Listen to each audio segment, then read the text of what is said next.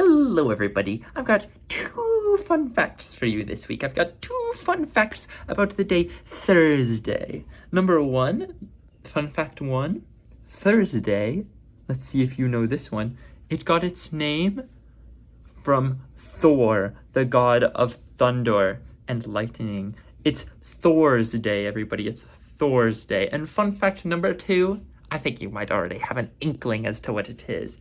It's the day of the week with the most R's in it. Now, let's get into the Thursday review.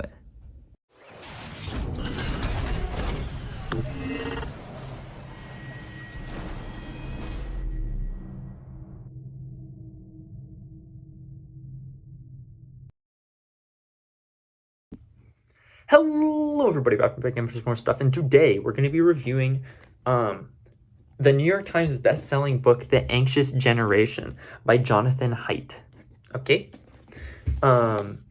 It's called The Anxious Generation, and the subtitle is, or the subheading? I guess it is the subtitle, right? Subtitle, that's got a different connotation now. We all watch our little TV shows with our subtitles. It's called The Anxious Generation, How the Great Rewiring of Childhood is Causing an Epidemic of Mental Illness. I read this book for like a book club type thing with my summer research that I'm helping out with my psychology professor. And he hadn't read the book yet, but he just thought it might be something worth talking about. And, you know, I'm here to tell you, here's the TLDR. Before 1 minute's up, I'm telling you right now, well, it probably won't be by the end of this sentence. And also because of the intro, it's probably been like a minute and a half almost. This is a great book if you are a parent with a really young kid, or if you like are thinking about having kids. As a parent, this book has a lot of wisdom to share. It will help you with solving a lot of the problems that like really permeate a lot of young people's lives surrounding technology. And other than that, you know, like as a book simply to study how social media and other technology has kind of messed with our brains and caused the younger generation, which is my generation, to and the generation after me to become more depressed and anxious. You know, it's not really comprehensive. It leaves a lot out. But basically, this book, it like, if I just had to like, lay out what the book does, right? First, it has a section that's like, social media is bad for your kid, and it makes them more anxious. And then it shows a chart that's like, this is the increase of mental health problems. So like increase of depression, increase of anxiety, and what's this? It all happens with the advent of mobile phones, and it happens all across the globe. So it's pretty comprehensive evidence, at least in lieu of any other theories, because there's no other theory that's as good as to what is causing this like increase in mental health problems. And then after he has talked about that, Haidt goes on to talk about just like what the actual problems are and how social media and technology are harming people's like children's health. And then after that, it's a section on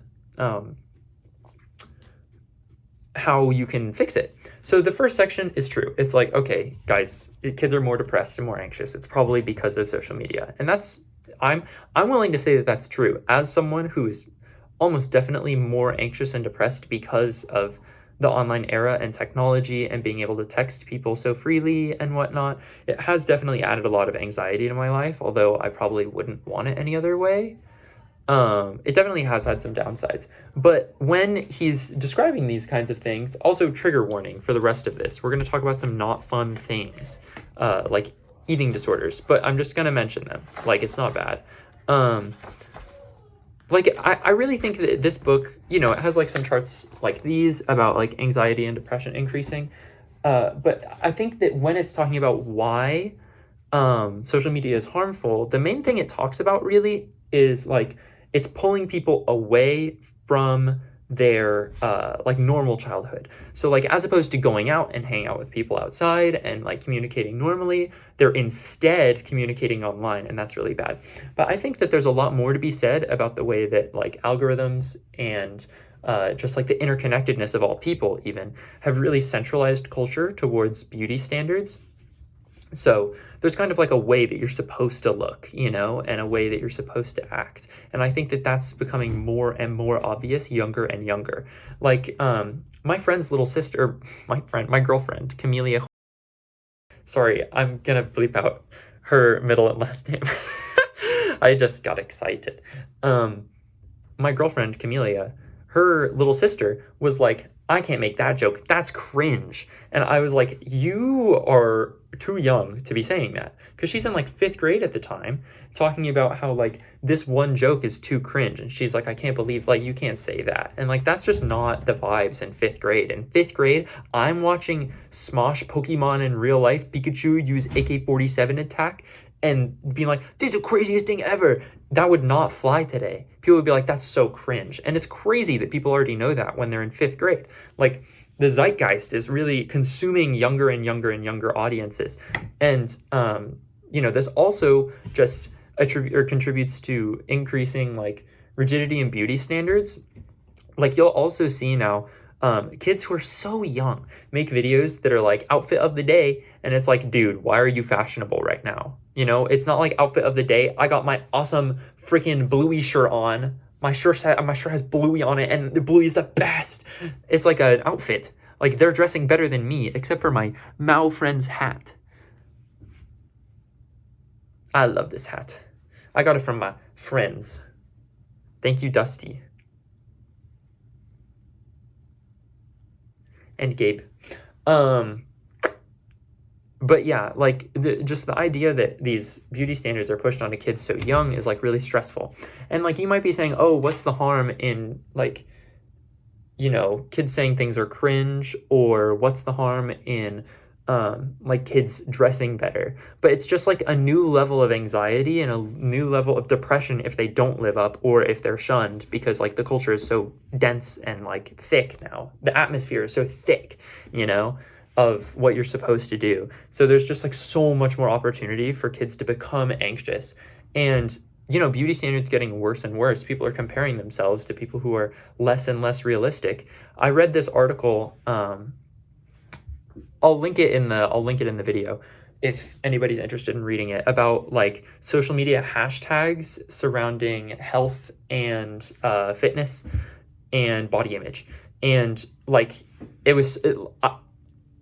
don't take my word for this. If you're actually interested in this article, go read it instead. But it was something like they took the top like 100 videos for a bunch of different hashtags that had like 1 million videos underneath each, and these videos, like, they've all got millions of views, and they all are just spouting misinformation and like things that are very body negative. So at younger and younger ages and more people, like percentage wise, I think it's reasonable to say, are having eating disorders, which is really not cool.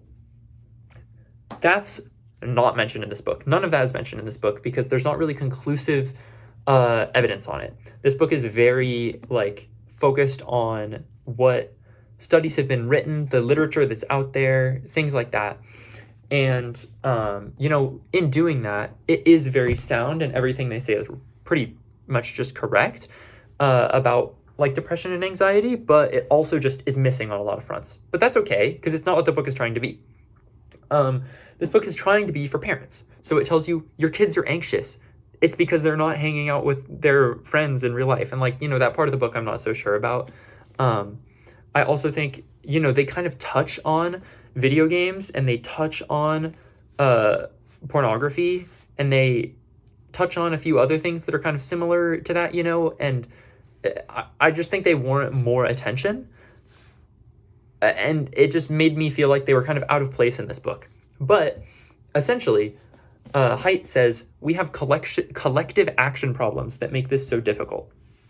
So a collective action problem is like, you can't beat it unless there's collective action, and you can't beat it because there's collective action. So like, let's say in middle school, your kid when they hit middle school, they're like, I need a phone. And you're like, no, I don't want to give you a phone because you're not supposed to have social media yet. It's like, it's bad for you, clearly. It's been demonstrated many, many times that it is bad for you.